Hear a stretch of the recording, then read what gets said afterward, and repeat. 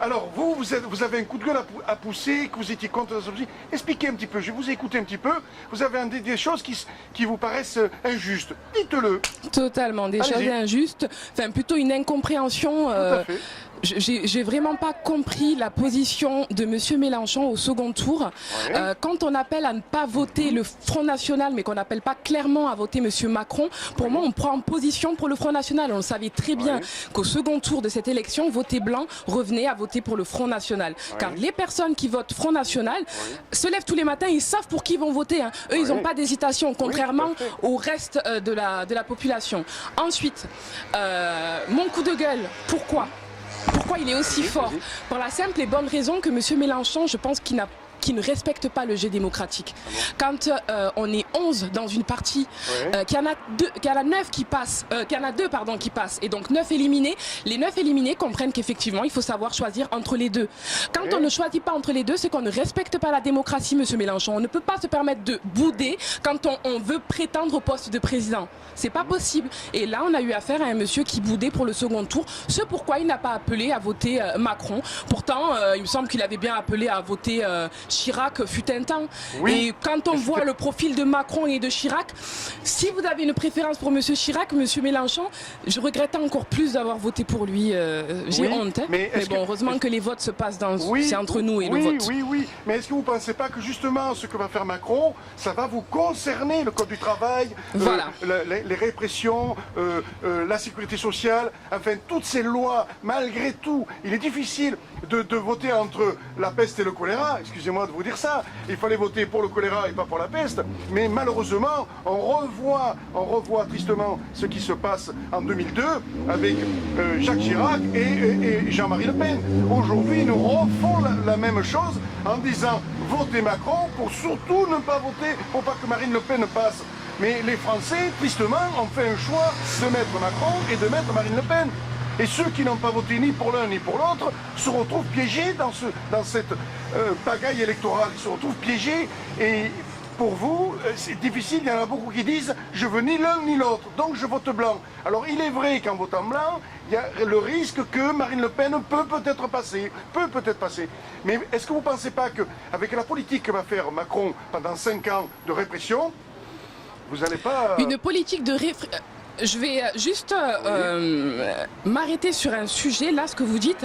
Ces personnes qui ont la possibilité de savoir l'issue, de connaître l'issue du pays dans 5 ans. Ce sont ces mêmes personnes à qui vous pourrez demander les chiffres du loto du soir même, hein, mais personne ne pourra vous sortir un seul chiffre juste. Mais ils peuvent vous dire d'avance qu'un président est mauvais. Ils peuvent vous le dire d'avance. Non, ce n'est pas la même chose. C'est pas la peste et le choléra. Non, je suis désolée. Monsieur Macron n'est pas un xénophobe. Ce n'est pas un raciste, clairement, comme Marine Le Pen. Donc, ce n'était pas choisir entre la peste et le choléra. Ce n'était vraiment pas ça. Effectivement, on peut ne pas adhérer au programme un peu plus de droite que de gauche de Monsieur Macron.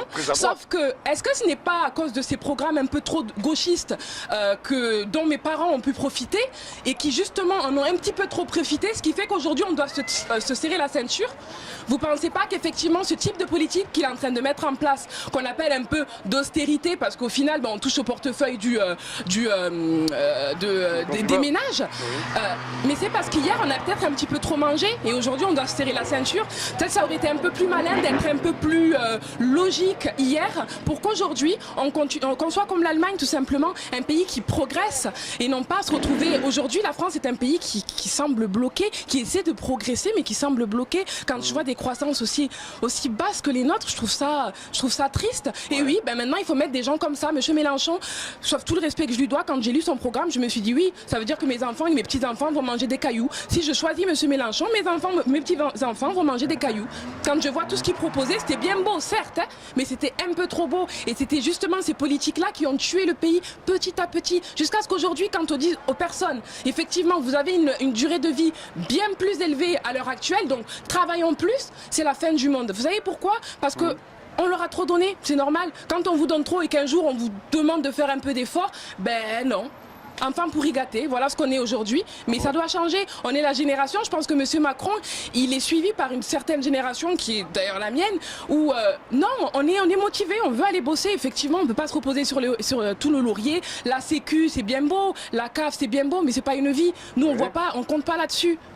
Et c'est peut-être que les gens qui suivent M. Mélenchon, et c'est ce que je remarque, sont trop accrochés à ce système social. Ils sont accrochés. Non, allez bosser. Quand on est en bonne santé, on va bosser. Et quand on a des problèmes, on se retourne et on regarde le système social.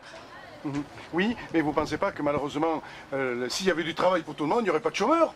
Il y a des chômeurs. Comment ça se fait qu'il y a des chômeurs? Si vraiment il y avait... Les gens ont envie d'aller travailler, mais ils ne peuvent pas, il n'y a pas de travail. C'est ce qu'il propose, M. Macron. C'est ce qu'il propose. Effectivement, c'est vrai que la loi du travail en France, elle est bien belle pour le salarié, etc., mais elle ne motive pas les entreprises, c'est vrai, à recruter un CDI. Ça ne motive pas, ce que je peux comprendre tout à fait. Donc oui, il faut taper dans le mille. Ça fait mal. Il y a certains qui vont peut-être être désavantagés, ou autre, mais c'est comme on dit, l'intérêt commun. L'intérêt commun, c'est l'intérêt de la France. Il me semble qu'il y a une dame qui avait dit ça il n'y a pas très longtemps. La vidéo a fait polémique. Ah oui. Donc il faut que justement, on revoie le code du travail, parce que justement, la loi Macron, c'est ce qu'elle a fait avec une connerie, où les gens se sont descendus dans la rue contre la loi travail. Et là, ça va être mis en place, donc ça va... Est-ce que vous vous êtes rendu compte que les gens étaient descendus, mais que bizarrement, les partis politiques, on ne les voyait pas vraiment prendre parti? Vous savez pourquoi? Parce que quand on lit bien, on se rend compte que c'est une loi effectivement qui était inévitable. Ça va de soi. Est-ce que vous avez vu, même M. Mélenchon, il me semble que je ne l'ai pas vu très souvent, place de la République. Pourtant, j'y passais tous les jours. Ce temps-là, je bossais sur Paris. J'y passais tous les jours. Je ne l'ai pas vu très souvent, M. Mélenchon. J'ai vu aucun chef de parti politique prendre une position sur la loi travail. Et pourtant, ils la critiquent tous un peu de loin, quoi. On ne se mouille pas trop. Ma foi, quand je pense que les choses sont mauvaises, les gens se lèvent. Sauf que là, ce n'était pas le cas pour la loi travail. Donc non, c'est pas vrai. Cette loi-là, elle était inévitable. La loi El-Khomri, ils peuvent l'appeler comme ils veulent. Cette dame-là, de toute façon, elle n'est plus ministre. On l'appelle la loi travail. Elle est inévitable. Elle était inévitable et elle l'est. Et effectivement, que M. Macron reprenne les rênes, qu'il ne fasse pas comme M.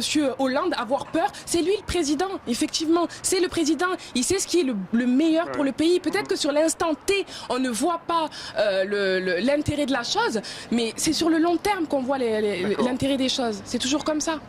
Donc vous, Macron est le bon président qui va mettre les réformes en place pour les citoyens et pour vous, parce que ça va vous concerner. Je dis pas je vais pas me permettre comme vous. Pas, je suis à la retraite. Je ne vais pas me permettre comme vous de le condamner et je ne vais pas me permettre non plus d'avoir une confiance aveugle. Comme lui, il ne fait pas preuve de démagogie.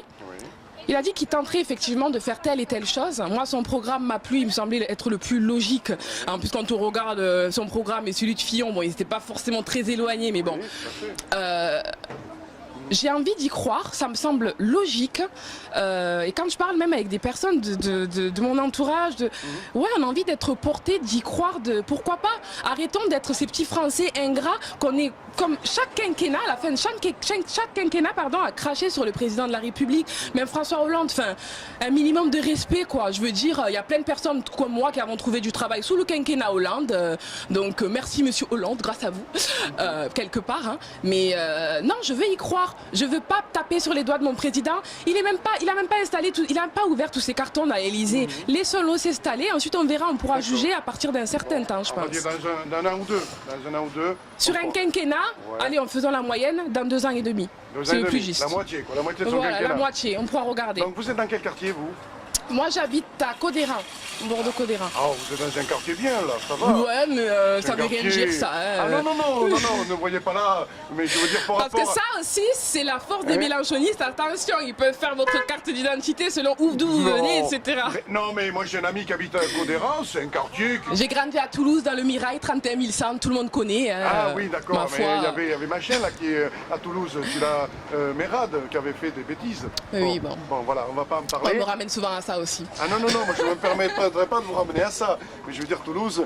Mais bon, là, à Codéran, c'est quand même un quartier où il n'y a pas trop de difficultés. Vous faites quoi? Vous avez un emploi? Si je ne suis pas indiscret. Ah oui, j'ai un emploi. Je suis en CDP à la Caisse des dépôts. Ah, voilà. Je suis en CDP à la Caisse des dépôts et des consignations de Bordeaux. C'est un emploi précaire, parce que c'est pas du CDI. Oui. Donc non, je pense que les difficultés, il y en a partout.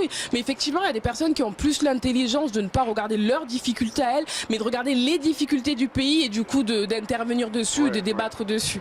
D'accord. Alors, si vous avez envie de dire quelque chose de fort, qu'est-ce que vous voulez dire? de fort. Franchement, un petit mot pour Monsieur Mélenchon. Alors, allez-y.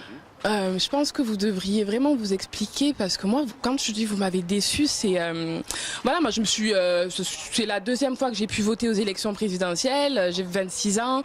La première fois que j'ai voté aux élections, ben, c'était pour Monsieur Mélenchon. Enfin, peut-être que c'est ma jeunesse qui fait que je prends vraiment ça à cœur, mais j'ai été déçue, Monsieur Mélenchon. Est-ce que vous pouvez me donner une explication de pourquoi cette position au second tour? J'aimerais vraiment avoir votre position parce que je suis en train de parler avec tout le monde, sauf que c'est pas vous. Et je pense que vous êtes le mieux placé pour donner votre point de vue. Et voilà. Il va vous répondre, j'espère. Restez dans la boîte et merci à vous, c'est très aimable.